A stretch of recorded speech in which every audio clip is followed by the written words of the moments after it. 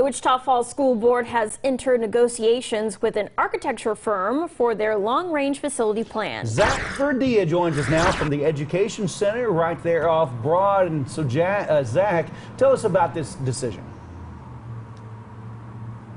Yeah, it was here about 3 months ago when the school board narrowed their choices down to 3 architectural firms. Today, the school board decided on which one they will move forward with.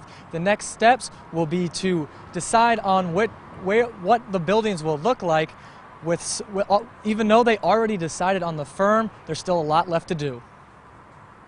I don't want to build 2 new high schools and not have done it well. The Wichita Falls Independent School Board decided on an architectural firm for the long-range facility plan and are in negotiations with Bundy, Young, Sims, and Potter. This is the first step in a long process to get 2 new high schools built. We'll start involving the community and what do we want these facilities to look like. We'll probably go look at some facilities that are currently out there, and we're trying to design facilities that are going to last into the 22nd century.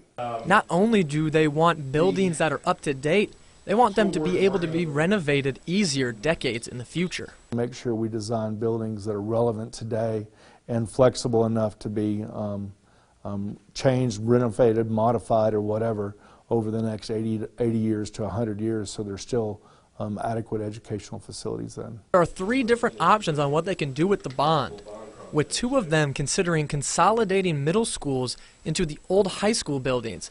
But they don't want to waste money on a lost cause. So at what point, and I'm specifically talking about Wichita Falls High School, and at some point this is going to be the same issue at Ryder and Hershey, but at what point are we spending good money on a building that really is not going to suit our purposes going forward?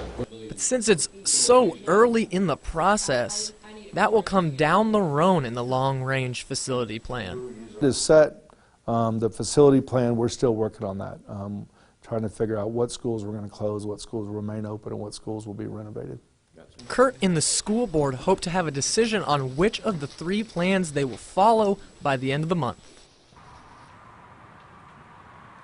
And Kurt tells me the reason it will take so long to decide what to do with the schools once they close is because they haven't done too much renovations in the past 60 years. They'll have to do a little research before moving forward with the new ones. Okay, Zach, thank you. Well,